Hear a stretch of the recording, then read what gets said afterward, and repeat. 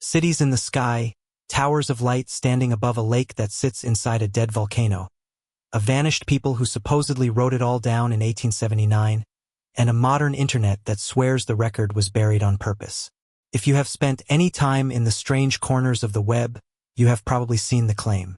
It gets posted in the same threads that talk about mud floods and orphan trains and a lost worldwide empire called Tartaria. The story goes like this. In the year 1879, members of the Modoc people described seeing enormous cities floating in the sky above Crater Lake in Oregon. Glowing structures, impossible architecture, and the official world, the story says, made sure you never heard about it. Today, we are going to actually chase this down. Not repeat it, chase it. Because when you pull the thread on where this claim really comes from, you find something far stranger than a floating city. I have to pause here for a second because what I just described, that is one case from a much larger pattern. There are 35 documented cases in a document I put together. Different cities, different decades, different types of evidence. Every single one follows the same sequence. Discovered, documented, acquired, disappeared. I could not fit all of it into a video. It's in the pinned comment below. Find it before we continue. You find a real story told by real people about that exact lake that turns out to be one of the oldest accurate memories on planet Earth. And you find out how that real story got twisted into something its tellers never said. Let's start with the lake itself because the lake is the reason any of this exists. Crater Lake sits in the southern Cascade Mountains of Oregon. It is the deepest lake in the United States, almost 2,000 foot down at its lowest point. The water is a blue so intense that first-time visitors think it has been edited. There are no rivers flowing into it and none flowing out. It is fed only by rain and snow, which is part of why the water is so absurdly clear. Sunlight sinks deep before it scatters. And what comes back to your eye is that unreal saturated blue. But here is the thing that matters for our story. Crater Lake is not a crater in the way most people think. It is a caldera. That word means the lake is sitting inside the collapsed corpse of a volcano. There used to be a mountain here, a big one. Geologists call it Mount Misima. And by their best estimates, it once stood around 12,000 foot tall. A snow-covered giant looming over the whole region. And then one day it was gone. Roughly 7,700 years ago, Mount Misima did not simply erupt.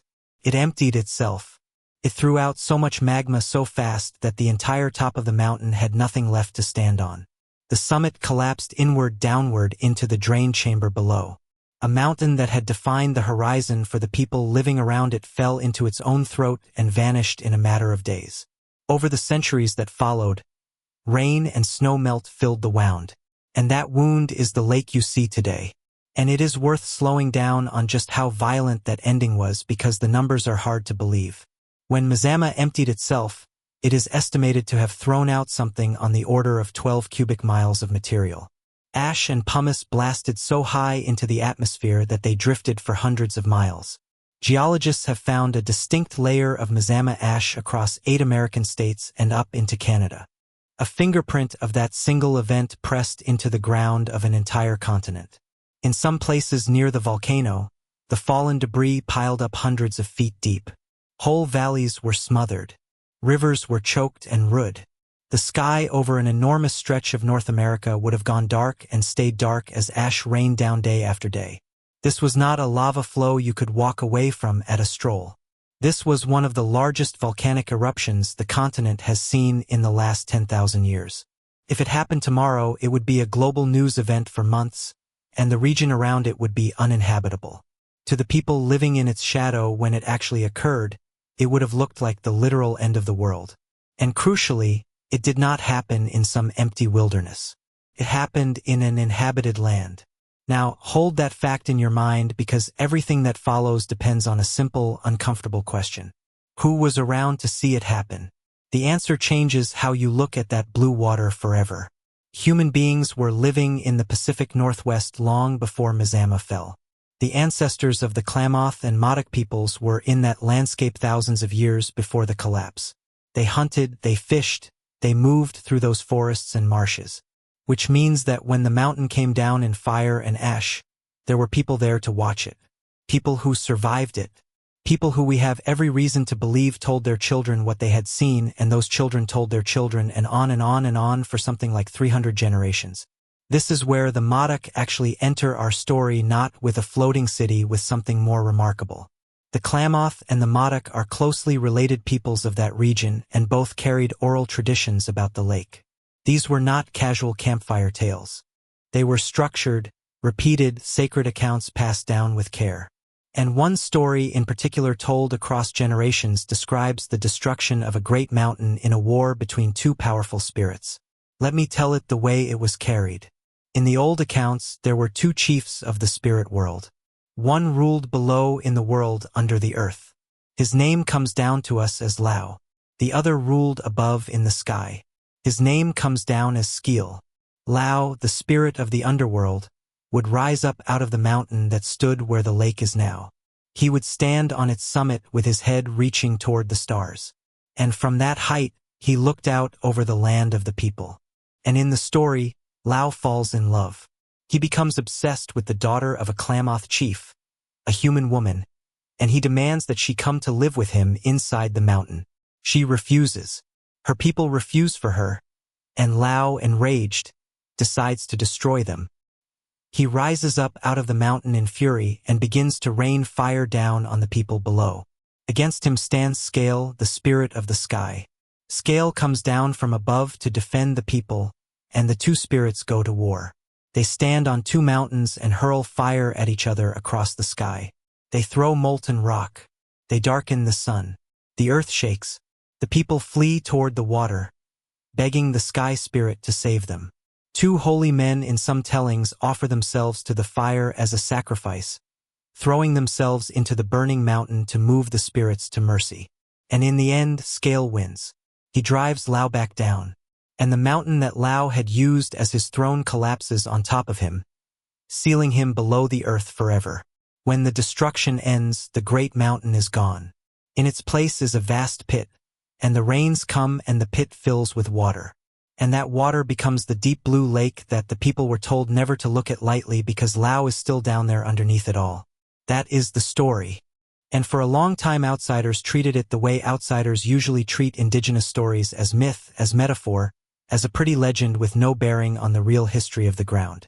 But then the geologists showed up with their instruments, and what they found should stop you cold.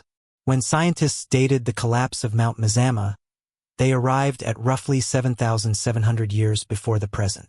When they studied how it happened, they described a mountain that erupted catastrophically and then collapsed inward into its emptied magma chamber.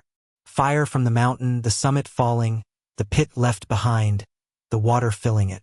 Now read the story back. A spirit rises out of the mountain and rains fire on the people. The sky fights back. The mountain collapses on top of the underworld spirit and seals him below. Where the mountain stood, there is now a deep lake, and the defeated power is said to live beneath the water. The oral tradition is not a vague echo of the eruption. It is a description of it.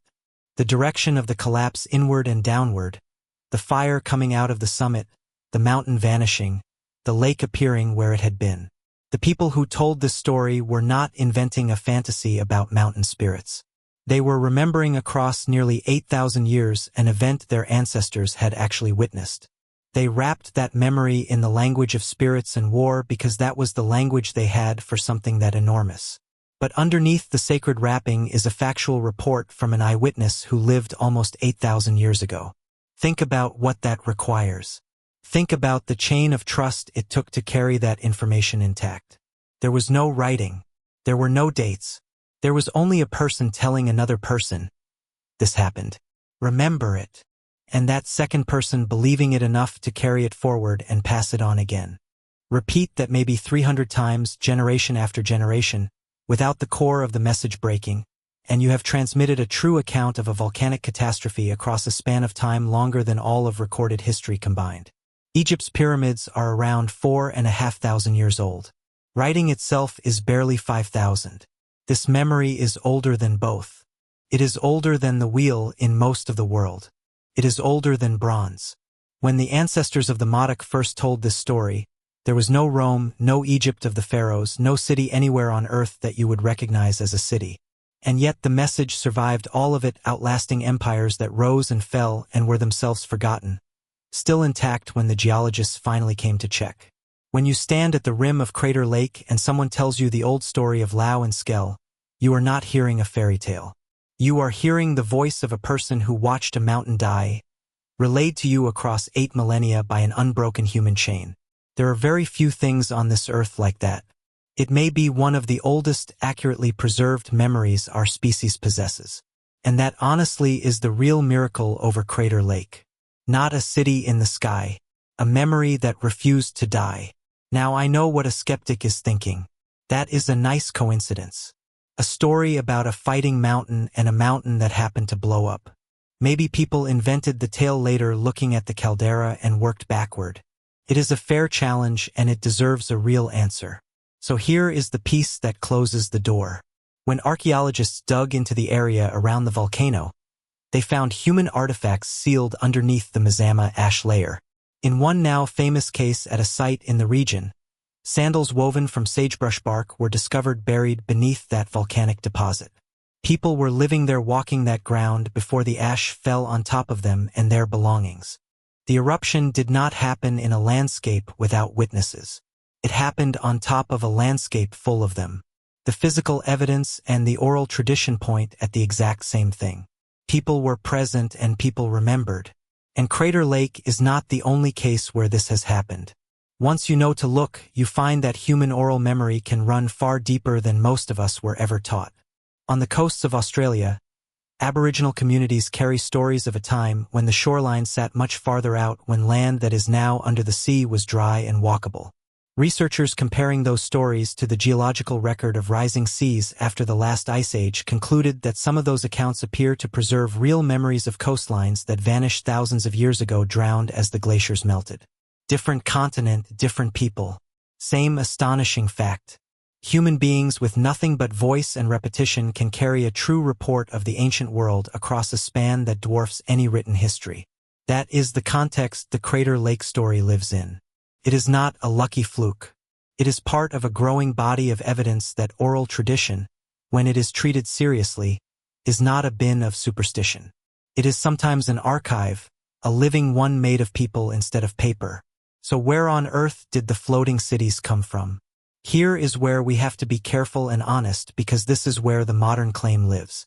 Let's go looking for the actual source of the idea that the Modoc in 1879 documented cities in the sky.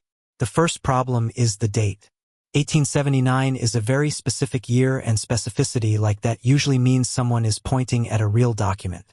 Around that period, the young United States government was funding an enormous effort to record the languages, customs, and stories of native peoples, largely through what became the Bureau of Ethnology. Researchers found out across the country writing down oral traditions, often as those very cultures were under devastating pressure. The Klamath and Modoc were documented in exactly this way. A linguist named Albert Gash spent years compiling Klamath language and texts, and his major work on them was published through that federal effort. It is worth understanding what that work actually involved, because it tells you a lot about why this claim can sound so credible. Gacha was a Swiss-born linguist who threw himself into recording the Klamath language in painstaking detail. He sat with Klamath and Modoc speakers. He wrote down their words. He transcribed their texts, and he assembled grammars and dictionaries and collections of their traditions. This was serious, careful documentation, and it was published under the authority of the federal government's ethnology program. Before I go further, that document in the pinned comment. If you have not found it yet, go there now, because everything I cover in these videos is one piece of a pattern that only becomes visible when you see all 35 cases together. The document shows you the full pattern. What I can show you here is the surface. What is down there is everything underneath it. Pinned comment now, then come back.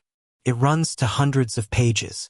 It is the kind of thick official 19th century source that if you cite it in passing, most people will simply assume contains whatever you say it contains.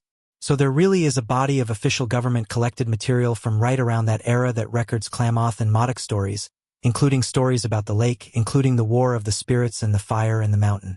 It is real. It is detailed, and you can hold it in your hands. And this is the seed. This is what the modern claim is grafted onto. There genuinely is a documented 19th century federally recorded account of the Modoc and Klamath describing supernatural events at Crater Lake. That part is real. The paper trail exists. You can go find it. What does not exist anywhere in that record is a description of floating cities. The real accounts describe spirits, not architecture.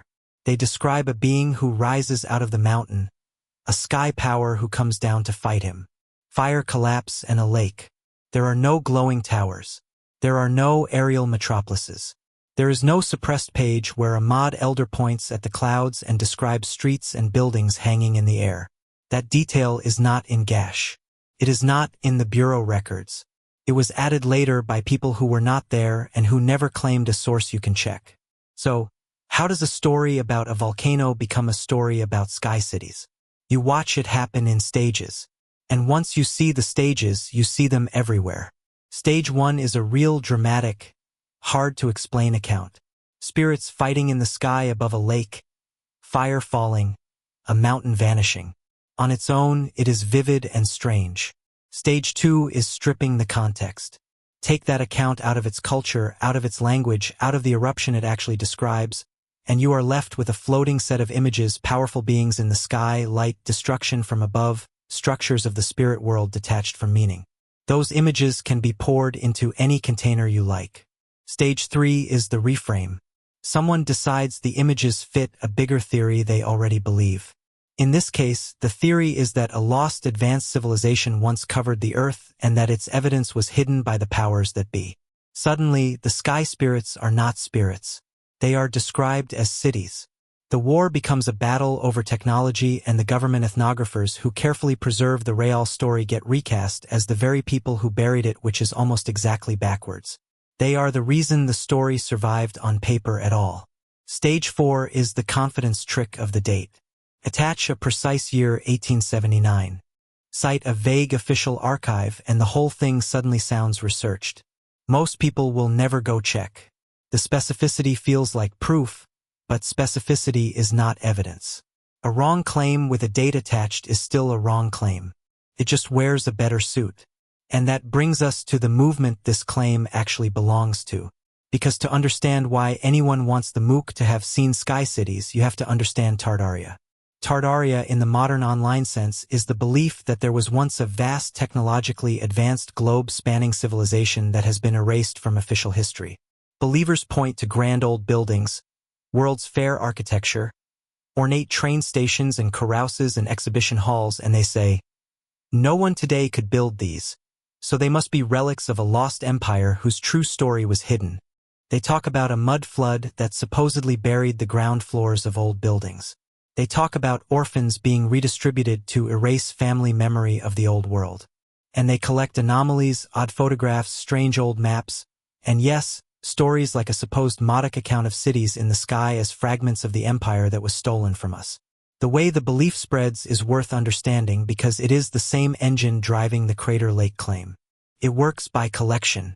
No single piece of Tartaria evidence is meant to convince you on its own. Instead, you were shown a flood of fragments. A strange old photo here, an odd building there, a map with an unfamiliar name, a weird quote, a supposed native account of cities in the sky. Each one is small and each one has an ordinary explanation, but they are never presented one at a time. They are presented in a torrent so fast that you never get to stop and check any single item before the next one arrives. The sheer volume feels like proof. Surely, the feeling goes, they cannot all be nothing. But a 100 weak claims stacked in a pile do not add up to one strong claim. They just add up to a taller pile. And there is a second move that makes it nearly impossible to argue against. The absence of evidence gets treated as the strongest evidence of all. If there are no records of the lost empire, that is not because it did not exist. That is because the records were destroyed by the cover-up. The theory is built so that the missing proof and the existing proof both point the same direction. That is a closed loop. Nothing can ever falsify it because every hole in the story is explained by the very conspiracy the story depends on. Now I want to be fair here because there is a real and understandable feeling underneath all of it. Stand in front of a truly beautiful old building, some enormous ornate structure from a century ago, and it is natural to feel that we have lost something, that we do not build with that kind of care anymore, that the past held a grandeur the present cannot match. That feeling is honest. A lot of people share it, and the Tartaria story takes that honest ache and offers it a villain and a secret and a lost golden age to grieve. It turns a vague sadness into a thrilling mystery with a cover-up at the center. It gives a lonely, disenchanted feeling a story to live inside. That is why it spreads. Not because the evidence is strong, but because the feeling is, but the actual explanations when you look are almost always there. The word Tartary was a real term, a broad and often vague old European name for large stretches of Central and Northern Asia that mapmakers did not know well. It named a region and its peoples, not a hidden super-civilization. The grand old buildings were built by known architects with known methods documented in city records, newspapers, and photographs from the time. The World's Fairs really did put up spectacular temporary palaces, and those really were torn down afterward on purpose because they were built cheaply to be temporary. The so-called mudflood ground floors are usually just how street levels and building foundations actually worked, raised over time, or basement that were always basement. Every single anomaly taken one at a time has an answer sitting right there in the ordinary record. And that is the pattern with the Crater Lake Sky Cities too.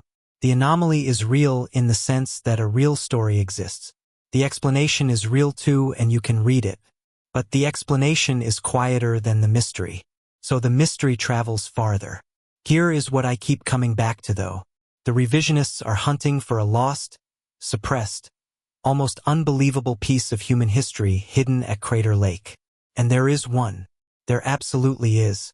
It is just not the one they are selling. The genuinely suppressed history at Crater Lake is not a floating city. It is the fact that the people who lived there held a true memory of a catastrophe from before the pyramids, and that, for most of American history, the dominant culture dismissed that memory as a primitive superstition. The real Eurasia was not a hidden empire. It was the long refusal to believe that indigenous oral tradition could carry accurate knowledge across thousands of years. That refusal was real. The science that finally confirmed the Klamath and Modoc had it right is relatively recent. For a very long time, the establishment did exactly what the conspiracy accuses it of. It looked at a true account of the ancient world held by native people and it waved it away. So if you want a story about buried truth and an official culture that ignored it, you do not need to invent sky cities. The real one is sitting right there. And it is more damning because it actually happened. There is something else worth sitting with here. The Tartar framing needs the Modoc to be witnesses to someone else's lost empire. It quietly assumes the interesting thing about them is the technology they supposedly saw. But the truly astonishing thing about the Klamath and Modoc is not that they might have glimpsed some vanished civilization's architecture. It is that they themselves accomplished something almost no culture on Earth has matched. They kept a fact alive for nearly 8,000 years. That is their achievement, not a footnote in someone else's fantasy empire. Their own hard-won unbroken act of memory. And when you take the sky cities away, you are not left with less. You are left with more. You are left with real people, real skill, real loss, and a real mountain that really fell. There is a strange irony buried in all of this. The people spreading the sky cities claim think of themselves as rebels against a lie. They believe they are the ones honoring a truth the establishment tried to bury. But by inventing a fantasy and stapling it to the Modoc, they end up doing something worse than the establishment ever did. They talk over the actual voices. They replace a real indigenous account, one that turned out to be true, with a costume of their own making. And then they call the costume history. The monarch and Klamath already told us something extraordinary. They did not need anyone to improve it. They needed someone to finally listen. And listening is the one thing the myth-makers never do, because the real story does not flatter the theory they came in with. That is the quiet tragedy of it. The truth was always available. It was written down in 1879, carried in living memory for 8,000 years, and confirmed by geology in our own time. All of it was there for anyone willing to look. The floating cities were never necessary. They were just louder. Let's go back to the water one more time now that you know what you're looking at. You are standing on the rim. 2,000 feet below, that impossible blue stretches out flat and silent. Somewhere out there is Wizard Island, a cinder cone that pushed up out of the caldera floor after the collapse. A small new volcano growing inside the grave of the old one. The old story says Lao is still down there, sealed beneath the water. The geology says the magma system beneath Mizimur is not fully dead either, only sleeping.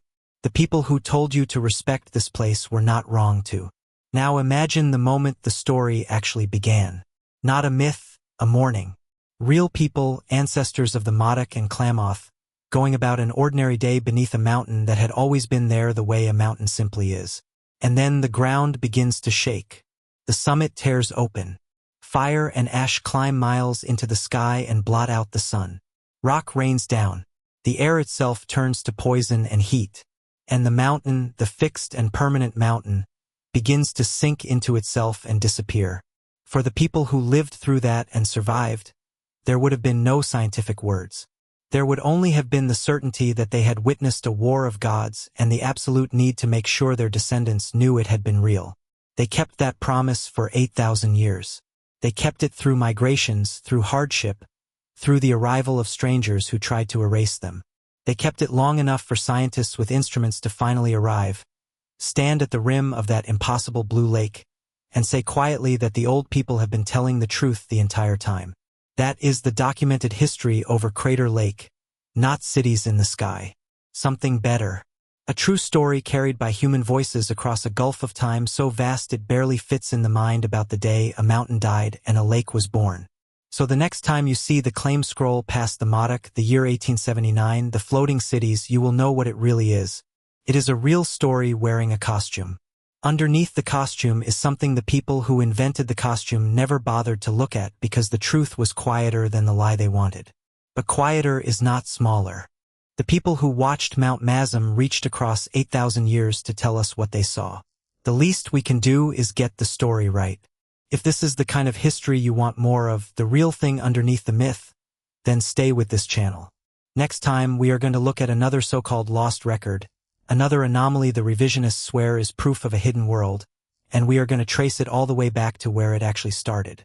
The truth is almost always stranger than the cover story.